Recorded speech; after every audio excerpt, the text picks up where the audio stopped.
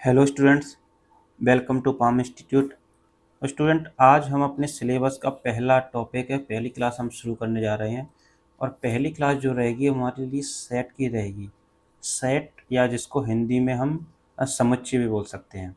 तो आज की क्लास में हम देखेंगे कि सेट की डेफिनेशन क्या होती है, रिप्रेजेंटेशन ऑफ सेट्स यानी सेट को किस तरीके से रिप्रेजेंट किया जा सकता है, सेट में एलिमेंट्स क्या होते हैं, डिफरेंट टाइप्स ऑफ सेट्स क्या क्या हैं, सबसेट किसे कहते हैं, और सेट पर कुछ जो बेसिक ऑपरेशन है वो हम देखेंगे।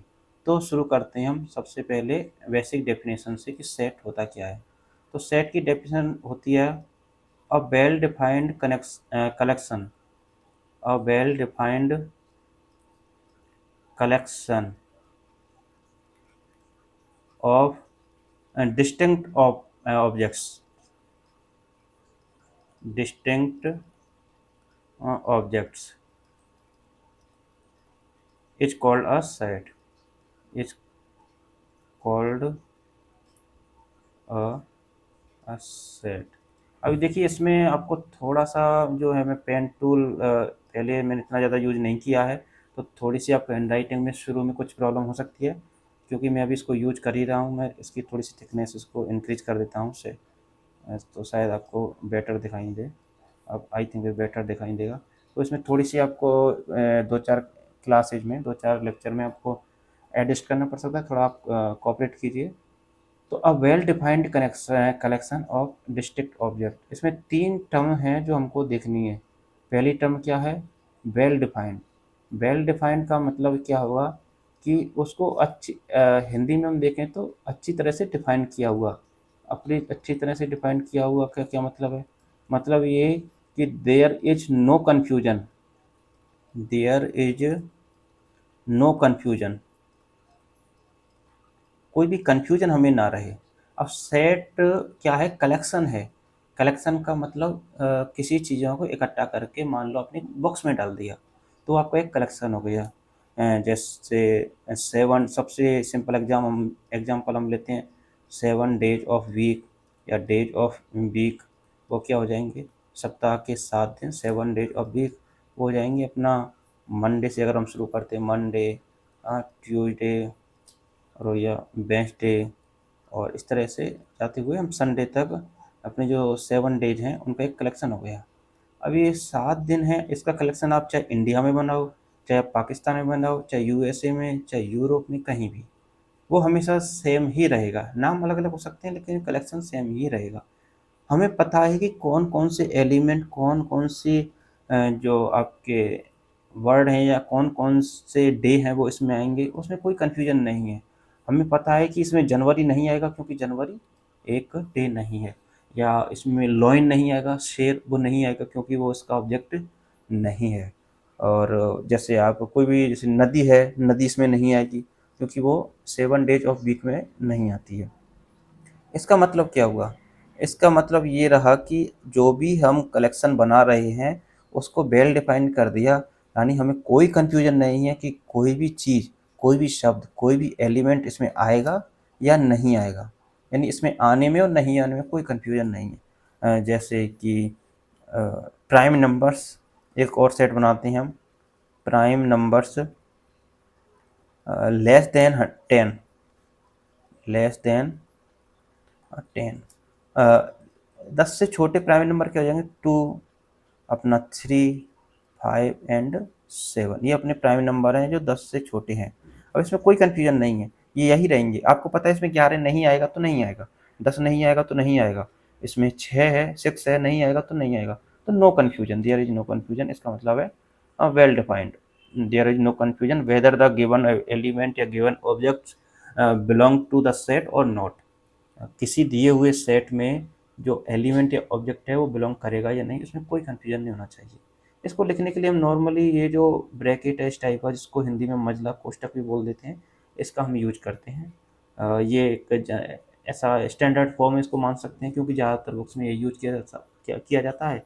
बाकी आप किसी और तरीके से लिख कर भी आप इसको शो कर सकते हैं, कुछ बुक्स में हो सकता है आपको कुछ और दिख जाए, पर normally all over the world mathematics में यही फॉर्म है, वो यूज कर सकते हैं, करते हैं। तीसरा है डिस्टिंक्ट ऑब्जेक्ट। जो तीसरी टर्म है वो है डिस्टिंक्ट ऑब्जेक्ट। डिस्टिंक्ट का मतलब है अलग अलग, भिन्न भिन्न। जैसे मैंने आपको बताया कि सप्ताह के 7 दिनों का या 7 डेज ऑफ वीक का जो सेट है वो क्या रहेगा, ये रहेगा Monday Tuesday Wednesday Thursday Friday Saturday and Sunday. मान लो इसमें मंडे में दोबारा लिख देता तो उससे क्या होता, कुछ नहीं। मंडे को दोबारा लिखने से भी हमें कोई फ़र्क नहीं पड़ता, क्योंकि हम वो पे ले चुके हैं। जैसे आप बाज़ार से जाकर सामान लेकर आते हो, आपने लिस्ट बनाई कि आपको शुगर लानी है, फिर आपने लगाया कि आपको सॉल्ट लाना है, फिर मान लो आपको आटा लाना है, तो वो आपने लिस्ट बनाई, फिर आपने दोबारा से लिख दिया शुगर लाना है। तो क्या फ़ायदा, क्योंकि आप एक बार शुगर ले लिया तो ले लिया, उसको आप दोबारा लिख करके तो कोई फ़ायदा नहीं है। वो तो दुकानदार एक बार इस पर टिक कर दिया कि एक चीज़ हमने दे दी है, तो ऑटोमेटिक इस पर टिक हो जाएगी। तो दोबारा अगर आप एलिमेंट को, ऑब्जेक्ट को लिख भी लेते हैं तो वो कोई अलग नहीं माना जाता, वो सेम ही बात होती है। तो हम कोशिश करते हैं कि केवल डिस्टिंक्ट ऑब्जेक्ट्स को ही लिखा जाए। ठीक है। अब बात आती है कि जो सेट होते हैं, जो अपने समुच्चय होते हैं, जिसको आप हिंदी में इसको समुच्चय ये कहते हैं। आप ध्यान रखें कि आपको हिंदी और इंग्लिश दोनों वर्ड पता हो तो ज़्यादा सही रहेगा। किसी एग्ज़ाम में अगर आप मैथमेटिक्स का एग्ज़ाम दे रहे हो, वहाँ पे जो भी टर्म्स हैं उनकी आपको हिंदी और इंग्लिश पता हो, तो आपको फ़ायदा ये रहेगा कि अगर एक लैंग्वेज में कहीं कोई कन्फ्यूजन है, पेपर में जो लिखा हुआ है मिसप्रिंट है, तो आप दूसरे लैंग्वेज से, दूसरे वर्ड से आप उसको पहचान पाएँ। अब ये तो हो गई हमारी सेट की बात कि सेट क्या होता है। लेकिन इसके आगे देखेंगे हम सेट को रिप्रेजेंट कैसे कैसे कर सकते हैं, उसके क्या क्या फॉर्म होती है। तो सेट को रिप्रेजेंट करने के लिए हमारे पास जनरली दो फॉर्म रहती हैं। एक तो रहता है set builder form, set builder form यानी समुच्चय निर्माण रूप। इसमें हम सेट को किसी भी तरीके से, किसी भी रूल से, किसी भी, आप कह लीजिए आपने प्री डिफाइंड कोई डेफिनेशन दे दी, उससे हम सेट को डिफाइन कर देते हैं। जैसे set of even numbers, even natural numbers कर देते हैं हम, even natural numbers less than, less than 10 मान लो, लेस देन 10। तो क्या हो जाएगा, एक हमने एक सेट बना दिया।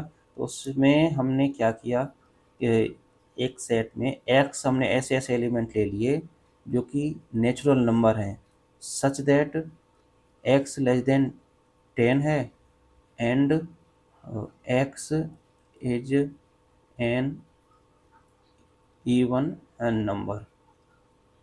एक हमने ऐसा एक रूल बना दिया कि हमने ऐसे ऐसे एक्स लेने नेचुरल नंबर जो कि 10 से छोटे हों और वो एक इवन नंबर हो, तो उसमें ये हमारा हो गया सेट बिल्डर फॉर्म। और एक होता है रोस्टर या लिस्ट फॉर्म, रोस्टर फॉर्म या लिस्ट फॉर्म, इसमें हम सूची बना देते हैं। जैसे कि फॉर एग्जांपल जो हमने अभी अभी शेयर देखा था, इसको हम क्या लिखेंगे, 2 4 6 8, बस इतना ही। तो सेट बिल्डर फॉर्म में तो क्या करते हैं, हम किसी रूल का यूज करते हैं, रूल का कोई भी हमने रूल बना लिया, उस रूल से हम बनाते हैं। और लिस्ट फॉर्म में तो जैसा कि उसके नाम से पता चलता है कि हम किसी भी सेट के जो एलिमेंट्स हैं, ऑब्जेक्ट्स हैं, उनकी लिस्ट बनाते हैं और उसका हम एक समुच्चय या सेट बना देते हैं। तो अभी तो हमने दो चीज़ देख ली, सेट क्या होता है, उसकी डेफिनेशन क्या होती है, और सेट को बिल्ड करने के दो फॉर्म क्या क्या हैं। हम एकदम बेसिक से, एकदम जीरो से ऑलमोस्ट शुरू कर रहे हैं और धीरे धीरे हम थोड़ा आगे बढ़ेंगे। अब यहाँ पे नेचुरल नंबर मैंने यूज किया है, हो सकता है आपको नहीं पता हो, तो वो हम आगे देख लेंगे। टाइप्स ऑफ सेट में नेचुरल नंबर वही नंबर होते हैं 1 2 3 4 5। और जो मैंने ऐसे लिखा है, कुछ स्टूडेंट को कन्फ्यूजन होता है कि मैं इसे डबल लाइन क्यों खींची एन पे। तो एक स्टैंडर्ड तरीका होता है, जैसे आप कुछ बुक में इसको ऐसे थोड़ा डार्क जैसा कर देते हैं नेचुरल नंबर लिखने के लिए एन को, लेकिन जब हम पेन से लिखते हैं तो वैसे डार्क करना थोड़ा सा असुविधाजनक होता है, तो हम एक लाइन खींच देते हैं। जैसे रियल नंबर्स के लिए हम इस तरह से लिख देते हैं, कॉम्प्लेक्स नंबर के लिए हम इस तरह से लिख लेते हैं। और भी जो ऐसे क्यू होता है, तो क्यू को कुछ जगह पर ऐसे भी लिख देते हैं, क्यू को कुछ जगह पर इस तरह से भी लिख देते हैं। वो डिपेंड करता है कि आप किस तरीके से उसको रिप्रेजेंट कर रहे हैं। तो ये तो बात हो गई आपके सेट की और रिप्रेजेंटेशन ऑफ सेट की। उसके बाद आता है कि सेट के एलिमेंट क्या होते हैं। क्लियर है कि सेट के अंदर जो भी चीज़ हैं, जो भी उसके ऑब्जेक्ट्स हैं, वो उसके एलिमेंट कहलाते हैं। जैसे कि इसमें 1 है, 2 है, मैंने कुछ सेट बनाया, एक जनरल सा सेट ABCN, इसमें मैंने डाल दिया, मान लो मैंने डाल दिया हिमालय। हिमालय मैंने इसमें डाल दिया। अब इसके एलिमेंट्स कौन कौन से हो गए, तो एलिमेंट्स इसके अंदर जो जो भी ऑब्जेक्ट्स हैं वो इसके एलिमेंट्स हो गए। जैसे 1 इसका एलिमेंट हो गया, 2 इसका एलिमेंट हो गया, 3 इसका एलिमेंट हो गया, ए है, बी है, सी है और हिमालय। हिमालय कितने हो गए, 3 3 6 और 7, 7 इसमें एलिमेंट हो गए। तो कई बार हम इसको एलिमेंट के नंबर ऑफ एलिमेंट्स को ऐसे भी लिख देते हैं, ए के आसपास दोनों लाइन। इसका मतलब होता है कि कार्डिनलिटी, जो शब्द हम यूज करते हैं वो होते हैं कार्डिनलिटी, कार्डिनलिटी ऑफ सेट। इसका मतलब होता है कि सेट में कितने एलिमेंट हैं वो कार्डिनलिटी कहलाती है। कई बार इसको CARD, कार्ड ऑफ ए भी लिख देते हैं।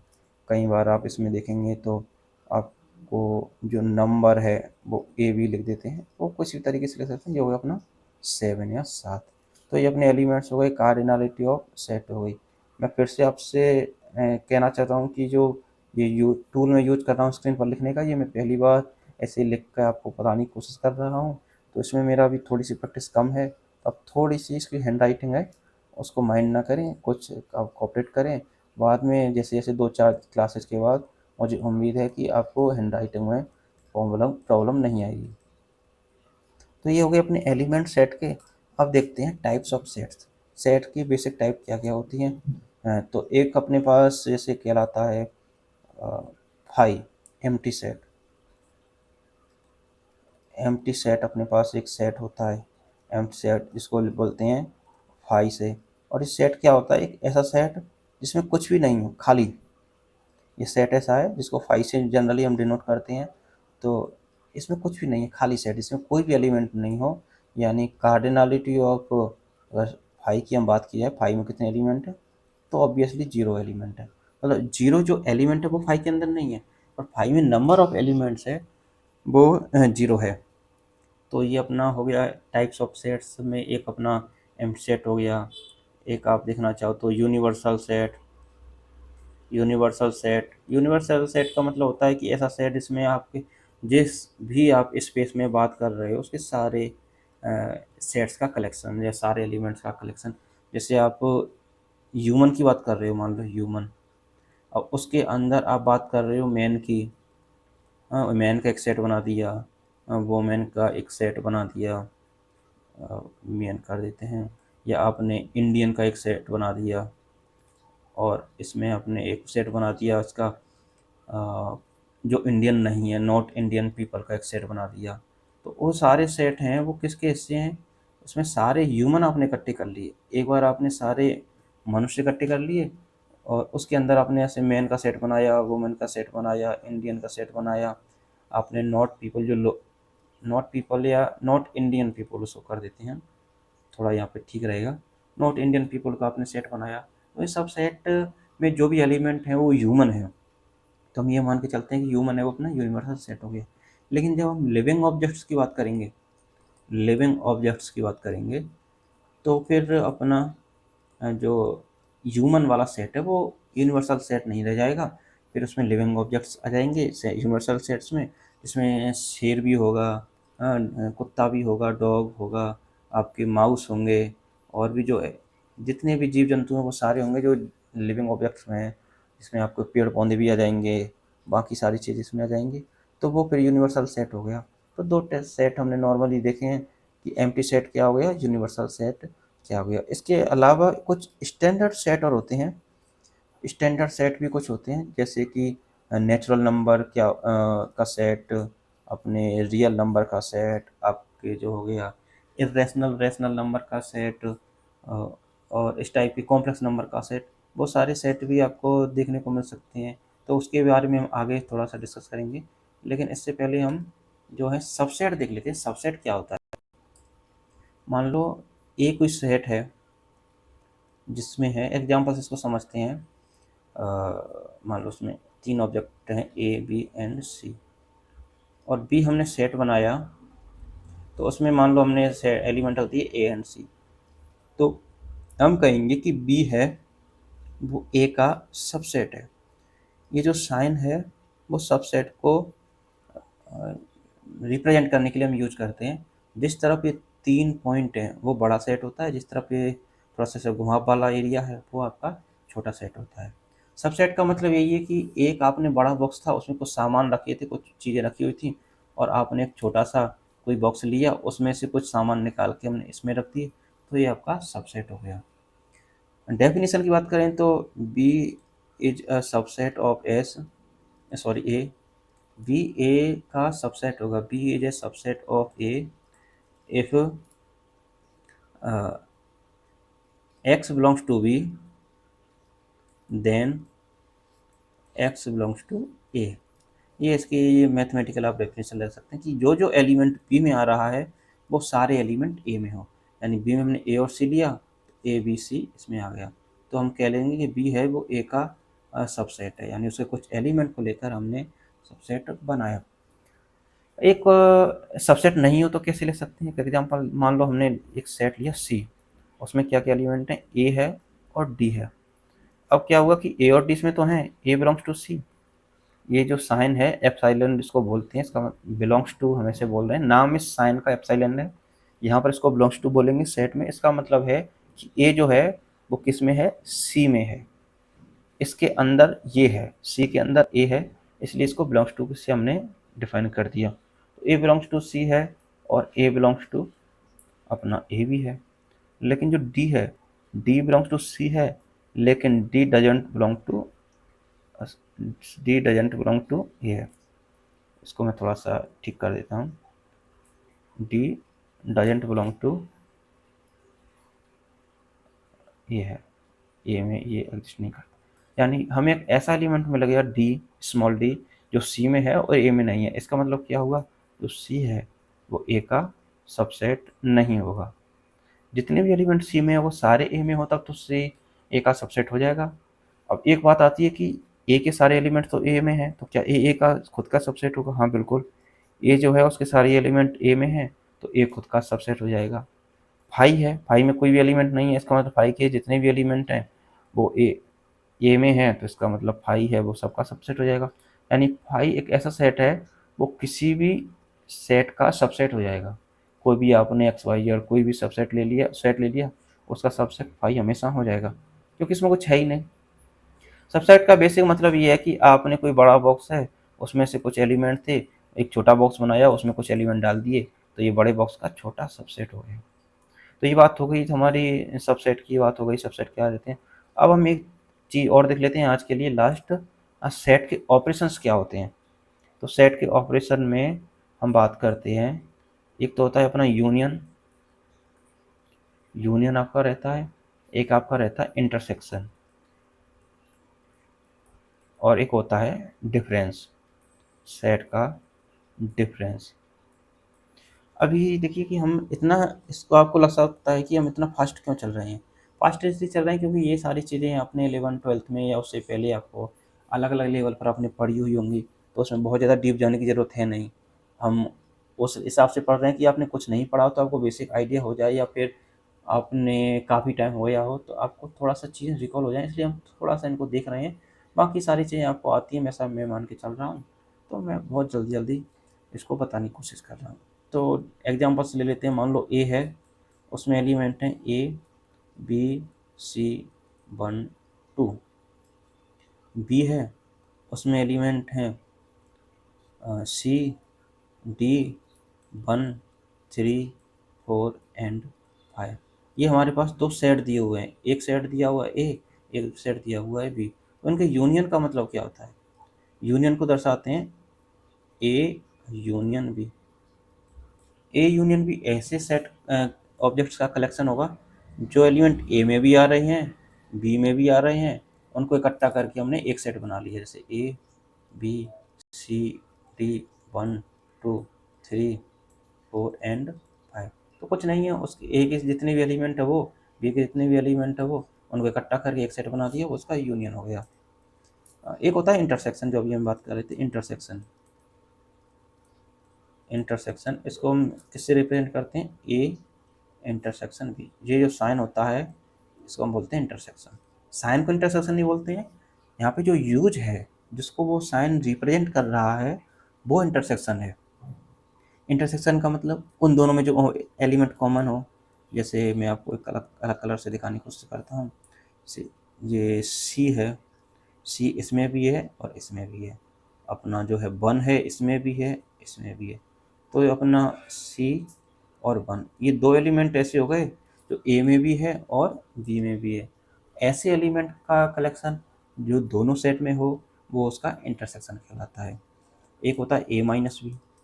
ए माइनस बी का मतलब क्या है? X belongs to A such that x doesn't belongs to B. इसको ऐसे लिखते हैं, मतलब ए में ऐसे ऐसे एलिमेंट जो बी में नहीं हो। अब देखो ए में ए है बी में नहीं है तो ए आ जाएगा यहाँ पे। ए में बी है स्मॉल बी में नहीं है तो बी आ जाएगा।